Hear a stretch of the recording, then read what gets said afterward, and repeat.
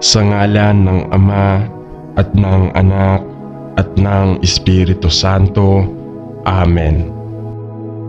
Ang pagsamba natin sa Kanya sa pamamagitan ng mga dasal at panalangin ay isang paraan naman upang maipakita at masabi na atin siyang dinadakila at sinasamba.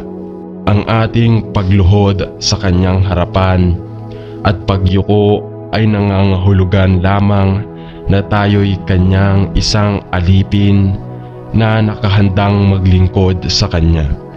Ang paghiling ang paraan upang mabanggit natin sa Kanya ang ating mga kahilingan at ang mga pangangailangan. Itinuro ng banal na kasulatan na alam na niya ang ating mga pangangailangan bago pa man natin sabihin sa Kanya. Ngunit ang effort na ating ginagawa sa pananalangin ay mabisang paglalahad sa Kanya na taos sa puso ang ating ginagawa. Halina at sabay-sabay tayong manalangin sa Panginoong Diyos na buhay. Ama, pumunta kami sa iyo upang manalangin tungkol sa United Nations na alam na hinahabol nila ang isang agenda na kadalasang sumasalungat sa kalooban ng iyong salita. At kung minsan ay tila salungat sa makadiyos na mga prinsipyo. Ama, kinikilala namin na marami sa kanilang mga programa at patakaran ay nakalagay sa mga issue tulad ng sustainable development, global warming, global consciousness at civil liberties, at nagsisimula kaming mapagtanto na sa likod ng karamihan sa kanilang agenda ay isang diwa ng kontrol. Ama, alam namin na ikaw ay nasa ganap na kontrol sa lahat ng nagaganap sa ating mundo. At ang mga miyembro ng United Nations ay walang magagawa na hindi pinahihintulutan mo. Ipinagdarasal namin na ilantad mo ang anumang bagay na idinesenyo upang pahinain ang makadiyos na mga prinsipyo sa ating buhay. At manalangin na ikaw ay alisin ang sinuman na abusuhin ang kanilang kapangyarihan o ay naghahanap upang ilagay ang mga tao sa ilalim ng pagkaalipin o manipulahin ang mga mapagkukunan ng mundo para sa kanilang sariling personal na kalamangan. Panginoon, alam namin na ang oras ay maikli at na ang Panginoong Hesus ay babalik upang kunin ang simbahan upang makasama ang kanyang sarili sa lalong madaling panahon. Ngunit ipinagdarasal namin na sa iyong biyaya aalertuhin mo ang mga Kristiyanong hindi pa nakakikilala ang seryosong implikasyon ng mga ito. Mga banayad na patakaran ng UN na ipinapatupad at idinisenyo upang alipinin ang mundo.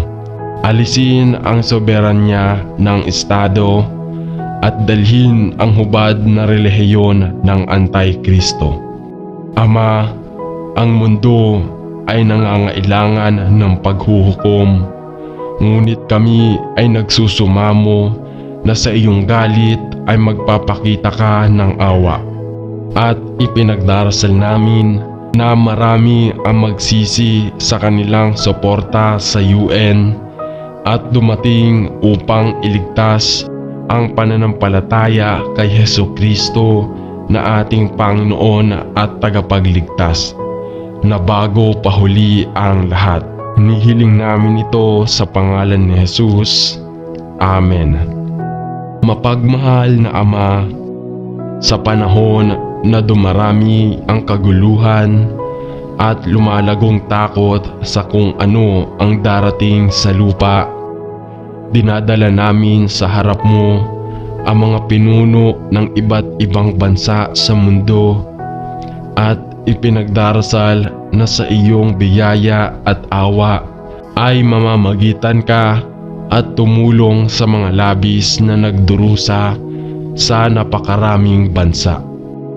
Ipinagdarasal namin na ang mga pinuno ng daigdig ay humingi ng karunungan at katarungan, awa at katotohanan, kalayaan, makadiyos na biyaya at pagnanais na makilala ka ng higit pa at higit pa. Ipinagdarasal namin na ang mga sadyang sumasalungat sa iyong kalooban at nagtutulak ng isang anti-Diyos na agenda ay aalisin sa kanilang katungkulan at ang kanilang mga plano at layunin ay malantad at maging hindi epektibo. Nagdadalamhati kami sa mga naninirahan sa mga bansang nasalanta ng digmaan kung saan maraming pagdanak ng dugo, katiwalian at kaguluhan sa kanilang mga pamahalaan at nananalangin na sa iyong awa at biyaya ay mamamagitan ka sa pamamagitan ng pag-alis ng mga tiwaling pinuno at pagpapalit sa kanila ng mga may integridad. Ngunit Panginoon, alam din natin na hanggang sa bumalik ang Panginoong Hesus bilang prinsipe ng kapayapaan upang itayo ang kanyang millennial na kaharian, ang kasalukuyang kaguluhan, digmaan at alingaungaw ng mga digmaan, katiwalian at pagkabalisa ay magpatuloy. At kaya ipinagdarasal namin na ikaw ay maawain sa mga nagdurusa dahil sa mga dumarating na kaguluhan at takot na lumalaganap sa mga bansa sa mundo ngayon. Ito ay hinihiling namin kay Jesus, pangalan. Amen.